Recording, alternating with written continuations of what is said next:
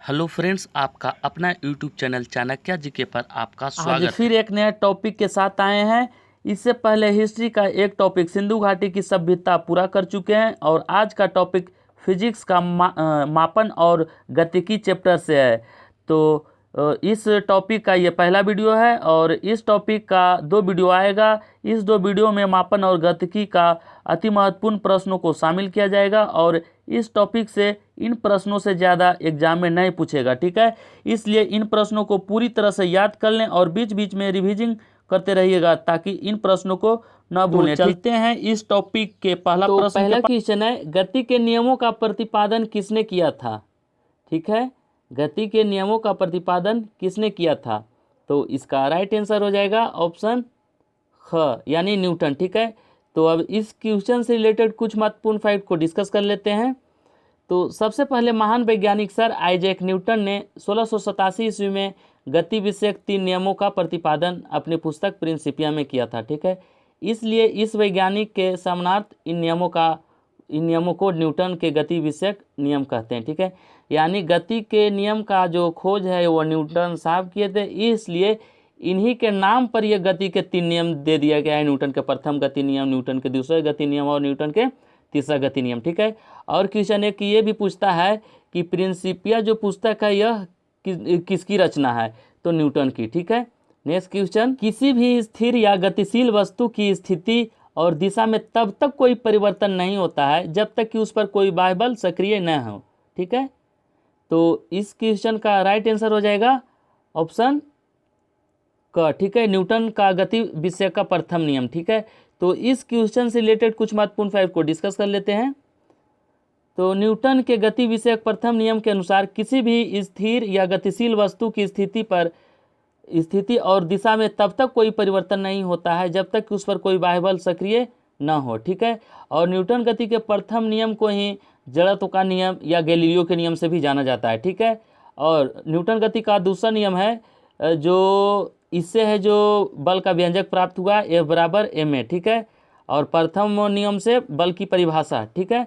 और तृतीय नियम है जो तृतीय नियम के अनुसार प्रत्येक क्रिया के बराबर विपरीत दिशा में प्रतिक्रिया, ठीक है। ये न्यूटन गति का तीसरा नियम है, ठीक है। प्रत्येक क्रिया के समान व विपरीत प्रतिक्रिया होती है, यह न्यूटन का गति विषय कौन सी नियम है, ठीक है। अभी कुछ देर पहले ही इसके बारे में चर्चा किए थे, तो बताइएगा आप लोग। तो इसका राइट आंसर है ऑप्शन ग, तृतीय, ठीक है। यानी न्यूटन के तृतीय नियम को ही कहा गया है कि समान व विपरीत प्रतिक्रिया होती है, प्रत्येक क्रिया के बराबर समान व विपरीत प्रतिक्रिया होती है, ठीक है।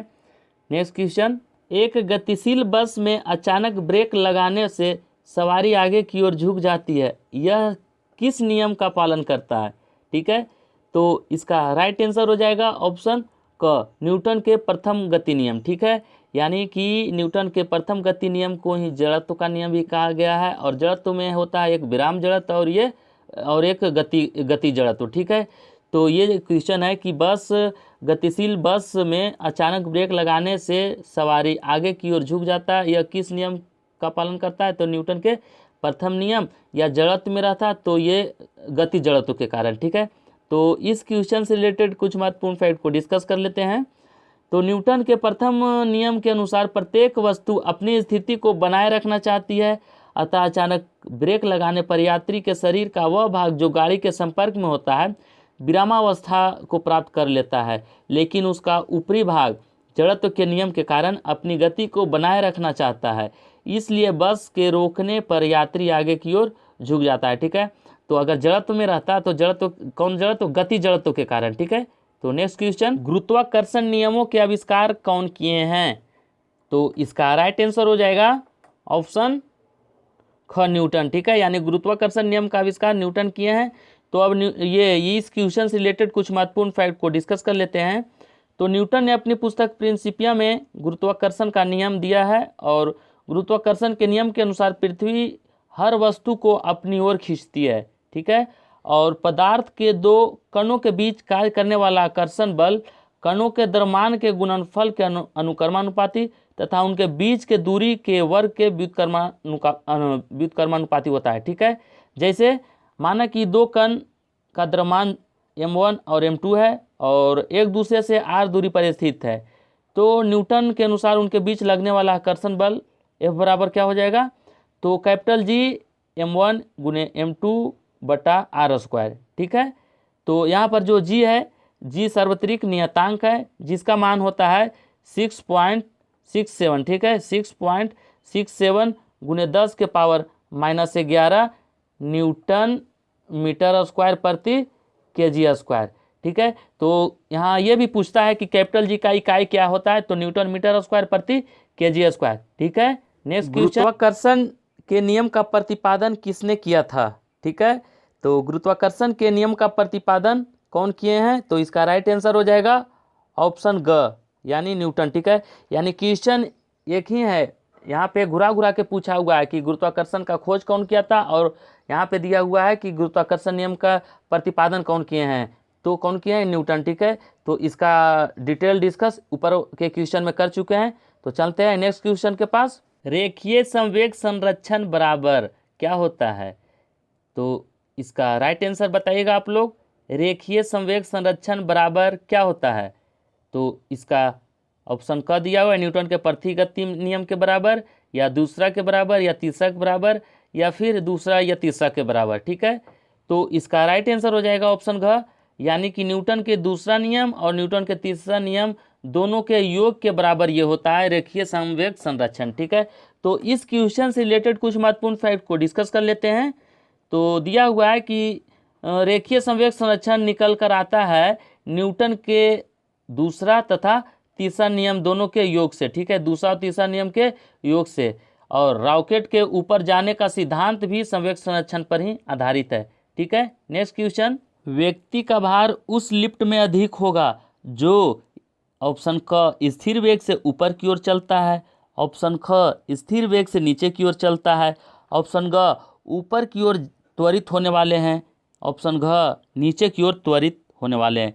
तो इसका राइट आंसर हो जाएगा ऑप्शन ग, ऊपर की ओर त्वरित होने वाले हैं। ठीक है, तो इस क्वेश्चन से रिलेटेड कुछ महत्वपूर्ण फैक्ट को डिस्कस कर लेते हैं।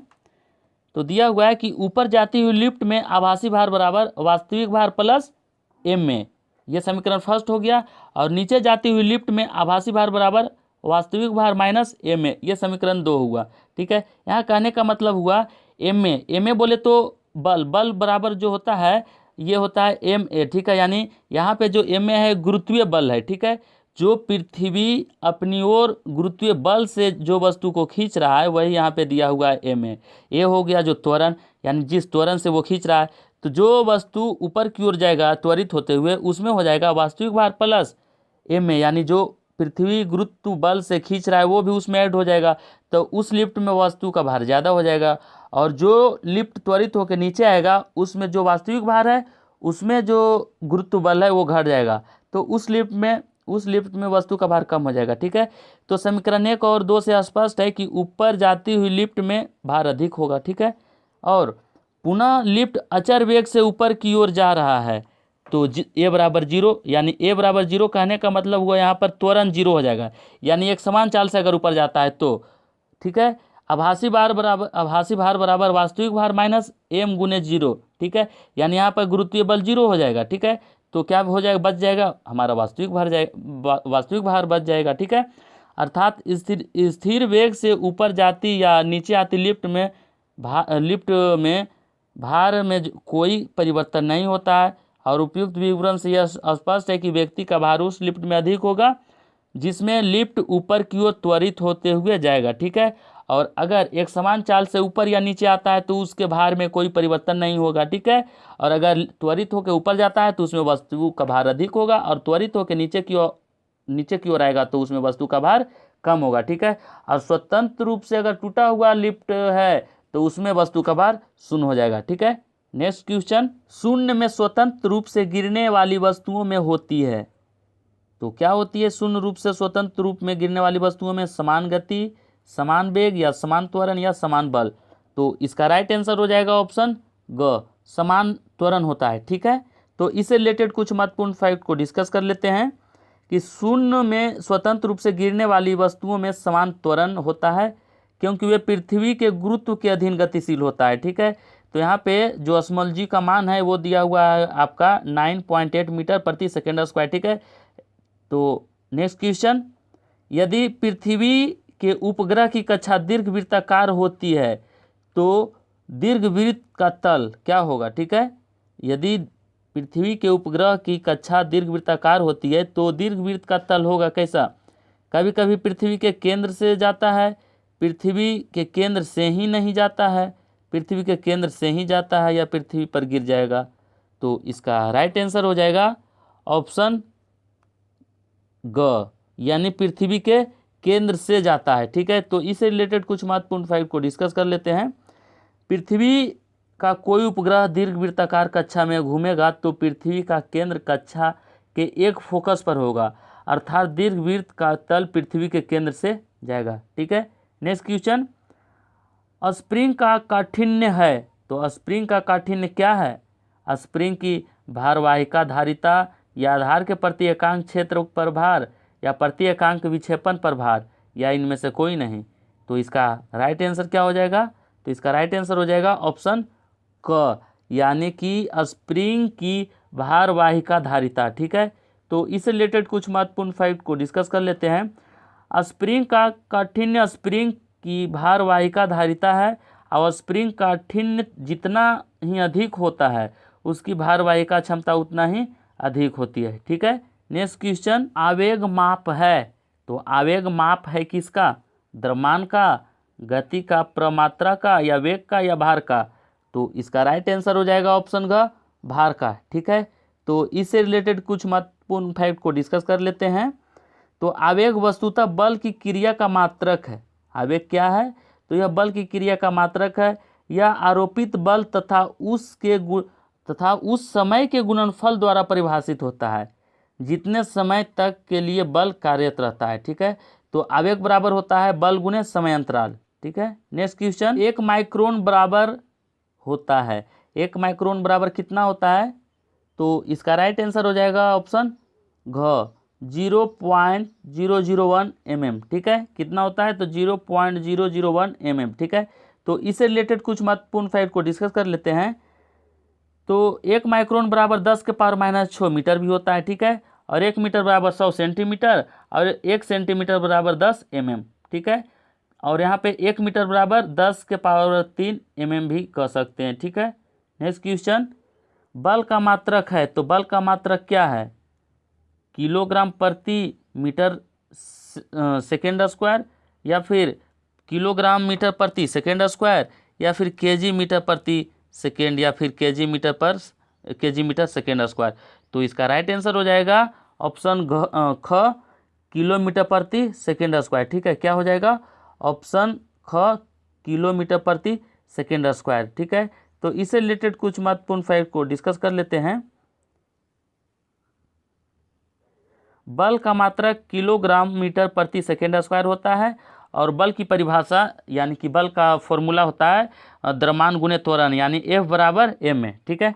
नेक्स्ट क्वेश्चन, एक पानी से भरी ग्लास के नीचे से कागज को खींचते हैं तो पानी में गति उत्पन्न नहीं होती है, ऐसा किसके कारण होता है, गति के तीसरे नियम के कारण, या जड़त्व के कारण, या घर्षण के कारण, या इनमें से किसी के कारण नहीं। तो इसका राइट आंसर हो जाएगा ऑप्शन ख, जड़त्व के कारण, ठीक है। तो इससे रिलेटेड कुछ महत्वपूर्ण फैक्ट को डिस्कस कर लेते हैं। तो जड़त्व के कारण पानी से भरी ग्लास के नीचे से कागज को खींचने पर पानी में गति उत्पन्न नहीं होती है, ठीक है। और एक पिंड की स्वयं एक समान विराम अवस्था को बदलने के अक्षमता विरामावस्था का जड़त्व कहलाता है, ठीक है। जड़त्व में एक विराम जड़त्व होता है और एक गति जड़त्व, तो जो ऐसा होता है ये विराम जड़त्व के कारण, ठीक है। तो इस टॉपिक से एक वीडियो और आएगा, मापन और गतिकी जो टॉपिक है, इस टॉपिक से रिलेटेड एक वीडियो और आएगा, और उसमें जो भी क्वेश्चन बचा हुआ है उसको पूरा कर लिया जाएगा, ठीक है। तो आज के लिए इतना ही, और इस वीडियो को ज़्यादा से ज़्यादा लाइक और अपने स्टडी रिलेटेड ग्रुप में शेयर ज़रूर करेंगे। अगर आप इस चैनल को अभी भी सब्सक्राइब नहीं किए हैं तो लाइक, शेयर और सब्सक्राइब करना ना भूलें, और नोटिफिकेशन बेल को दबा दें ताकि जब भी मैं वीडियो अपलोड करूं तो इसका नोटिफिकेशन आपके पास पहुंच सके। Thank you so much.